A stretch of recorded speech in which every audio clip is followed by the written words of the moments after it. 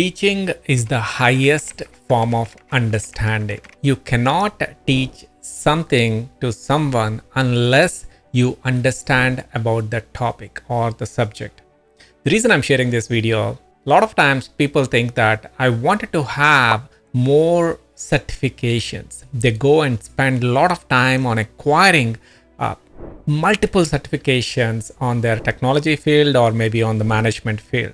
This is like an old way of leadership. Back in those days, like maybe I would say 2000, organizations used to give a lot of value to those paper certifications, whether you have an MBA from a nice school or maybe you got a PhD from like a prestigious organization. That's where people used to give, I think we can give an opportunity for this person based on the paper, based on the certification that person is holding. We're living in 2024. A lot of things has changed in the past 20 plus years. Things that we used to do back in 2000, we are not doing it anymore. But the mindset that many of us got when we started our career back in those days, we are still operating it the same way. We are thinking, I need to have more certifications. I need to spend $150,000 to complete my MBA. There is nothing wrong with that approach, but there is a better way of leadership. This is how all the organizations are looking for the next leader they wanted to hire to their company. I wanted to share this in this video. What are those things that anyone can do that? You don't have to spend hundreds of thousands of dollars doing all the unnecessary stuff versus following these simple steps will help you. And number one is teach what you know. For example, you're solving a problem in your organization. It could be a technology problem. It could be related to specific to your industry. It could be something like maybe it's like a common problem across the different industries. You are going to start talking about the problem that you are solving in that organization, in that role that you have in. And again, like you don't have to be genius to do that. You are sharing your story. The first step, you are going to start sharing what you are going through in your organization. This is like going to cost nothing, just like how I'm sharing my story right now, my advice here. The same way you are going to be sharing the problem that your organization is solving. You don't have to give specifics if there's something like maybe you don't want to share with the public, but you can share the way, the approach that you are following to solve that problem to the entire world. That's step number one. You're going to start teaching what you are going through in your current professional life. Step number two is all about consistency.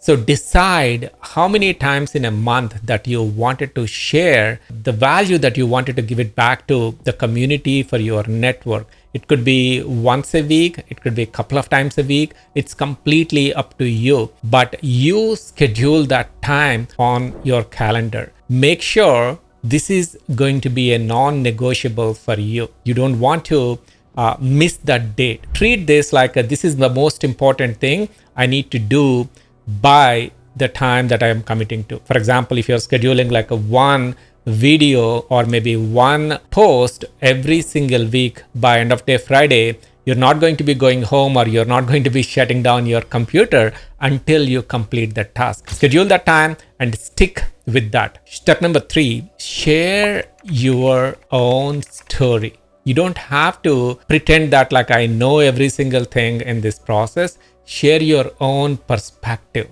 You are going to be giving, this is what I'm going through right now. That's where other leader who is watching your story can feel that this person is genuine. This person is not something like maybe reading a book and sharing with the world. This person is sharing his or her personal journey with everyone in this organization. So you build that authority, you build that credibility when you are sharing that. That is step number three. And the final step, step number four, become really, really good at storytelling. This is one of the lessons that I learned from Steve Jobs. You see the picture there in the back. So Steve Jobs is not really good at technology. Steve Jobs is not like the guy who created every single thing, but he's the best storyteller that the world knows. So be like Steve Jobs in terms of creating your own story.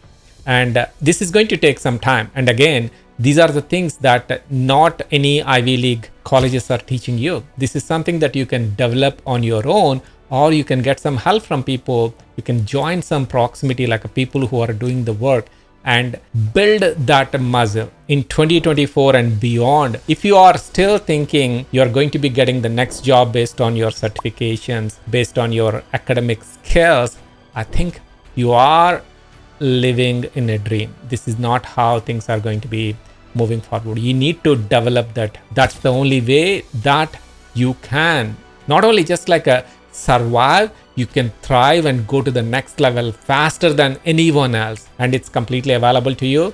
I'm pretty sure some of you are going to be going to the next video and the next video and the next video, but there are one or two you are going to be taking action after watching this. Start thinking about it. What is the problem that I wanted to start sharing with the world, that I solved in my life, and I solved in my career, I solved in the recent project, that everyone else will get benefit from?